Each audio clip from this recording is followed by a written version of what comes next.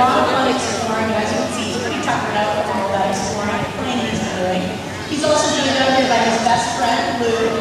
Lou's working directly next to me over here with his trainer, Lindsay. That one. Now, Lou's a 1-year-old. Oh, nice. And believe it or not, this kid here is porpoising through the water. His name is Isaac. Now, Isaac is an adult male. He's 12 years old, and he's actually Clarity's father. Now, Clarity and Lou are still pretty small, and that is because they're young. As I mentioned, Lou's just about a year old, and Clarity is about 8 weeks old. Now, males can get up to 600 pounds, whereas females are going to stay right around 80 to 100 pounds. So I'm here with Cordova today, and she's about 85 pounds right now, so she's a great example of a full-grown female. You want to say hello to? Cordova's going to work with you guys with her unique vocalization. Each one does sound very unique so that moms are able to communicate and identify the talk simply by listening to that vocalization. Now, Cordova's apparently sounds like a man's screaming for help because she's had a police call over a couple times to that unique vocalization she has. Now, directly next to me over here, I already introduced you guys to Ursula, but also working with Ursula and Jenny is her mom, Roxy. At 22 years old, Roxy is our oldest animal up here, and if you put the family relationship together, you might have realized she is Ursula's mom. She's also Clarity's grandmother. So we have 3 generations of the same family here, and we feel very fortunate to have them. Now, last but certainly not least, this is the handsome gentleman over here sneezing on the ground. He's holding his half-brother male. He's 16 years old. He's doing what's very typical for males this time of year. He's feeding off an extra layer of blubber that he's built up. Oh, look at the baby. That's the reason they're much larger.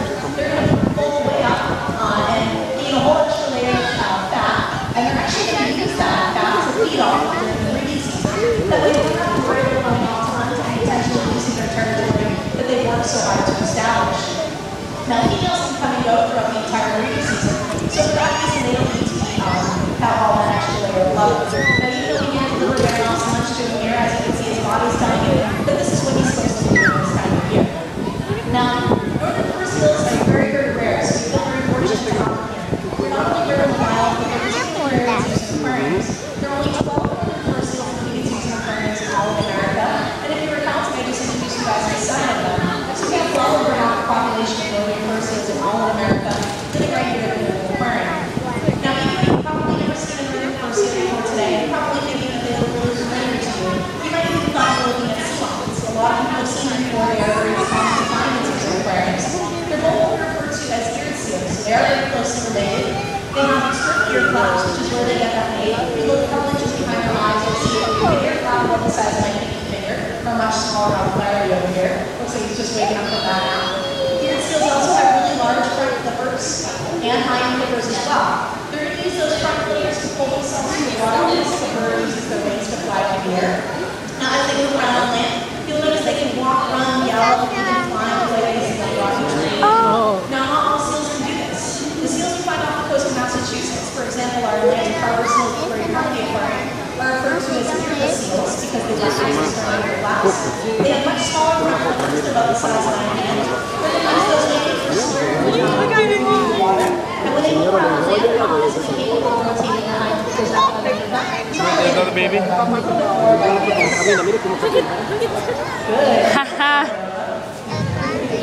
Now, so that's some of the characteristics that makes up eared seals versus earless seals. But what makes fur seals so unique, I would guess from their name, is their incredibly thick coat of fur. And they're one of the only marine mammals that use fur for warmth. Most others are going to use a really good layer of fur. This is something that sea lions use. Fur seals have the second thickest coat of fur of any mammal on the planet, second only to the sea lion. If you're thinking, okay, something we can't put it up against one of our fur seals, you're going to count 300,000 hairs in that small area of space. Now, that's what they're going to use to stay warm in cold waters in the Northern Pacific that they're found in. If you guys have ever seen a ship that's attached, that's where you're going to find these areas. So since that's what they rely on, they're going to have to spend a lot of their day maintaining that fur by doing something called grooming. So you'll see them particularly after the session comes to an end, sort of rubbing their face like this. It looks like they're washing their face or maybe they're itchy. What they're actually doing here is creating a nice pocket there. Throw a word over it. And between 2 different coats of fur that they have, so that the water never actually touches their skin. They're very well adapted for grooming. Those really long hind and front flippers really come in handy for that grooming process. They even have toenails about halfway down on their flippers, and they use those to help assist in that grooming process as well. So you'll see them sort of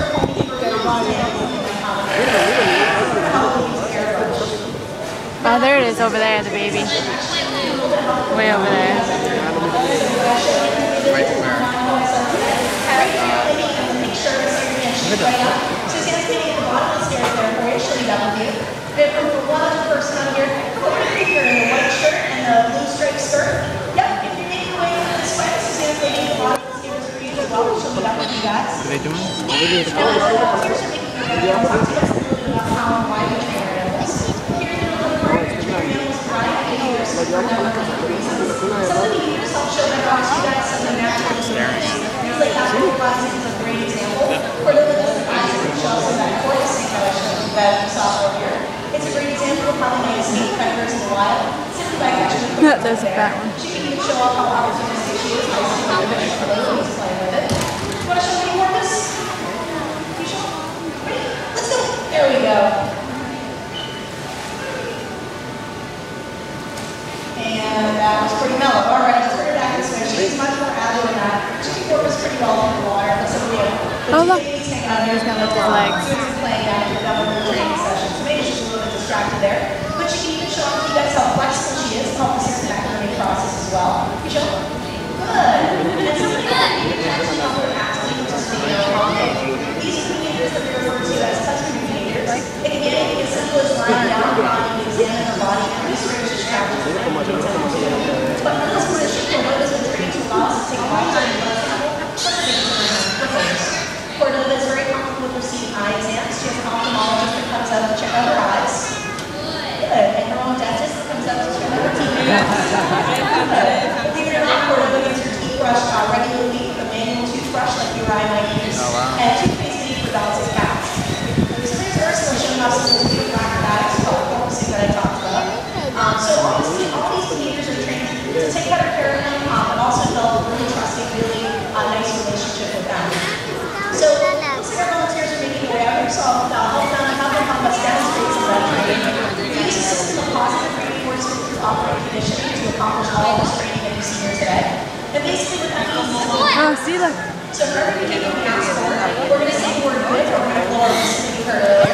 And that lets the animal know that what they just did right there was exactly what we're looking for. And next is something they really like. Now we do typically use their diet, which means it's all restaurant quality.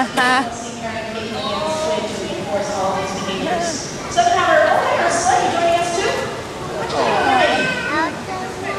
Alright, let's move down this way. Looks like Ursula wants to hang out here and keep a close eye on Blue playing with her son.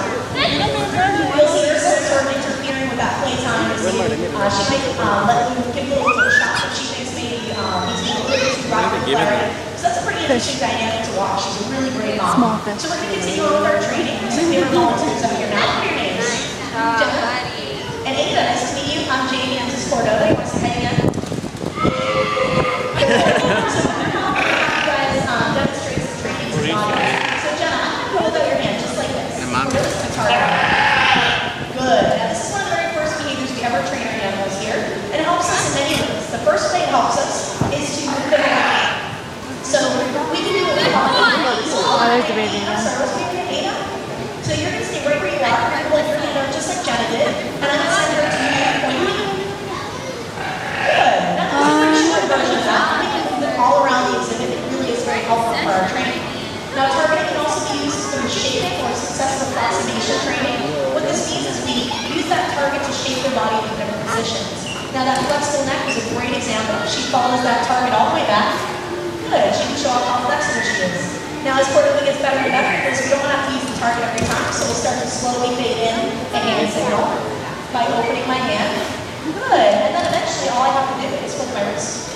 Good. She shows off that behavior. Now the next way we can train is through mimicry or copycat. So I'm going to have you switch down a little bit and stand between you two. Perfect. I'm going to bring Cordova here. The first thing we're going to do is we're going to spin around in a circle. 1, 2, 3. Good. Go the whole way. She's still got it though. Alright, the next thing I'm going to have you guys do is salute like you're an officer in the Army. So go ahead and salute. Now we're going to try a little bit of flipper or foot mimicry. So Ada, I'm going to have you lift up your left leg towards your right flipper. Good. Excellent job. Alright, Jenny, you can try the same with your right leg. Excellent. Alright, guys, a big thank you to our guests for coming out here and helping us out today. How would you guys like to look at something special for Cordova? Alright, so I'm going to have you, Ada, I'm going to have you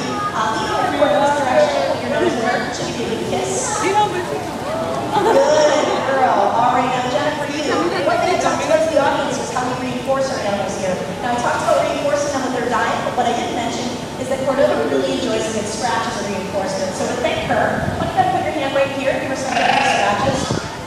As I let go of her face, you'll see she's leaning right into you.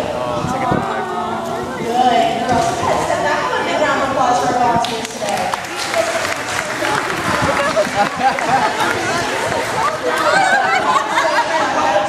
Let's have a big kiss for them.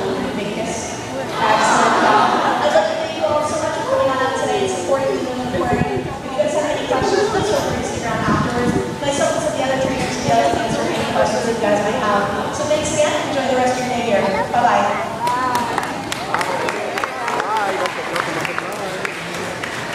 Take action on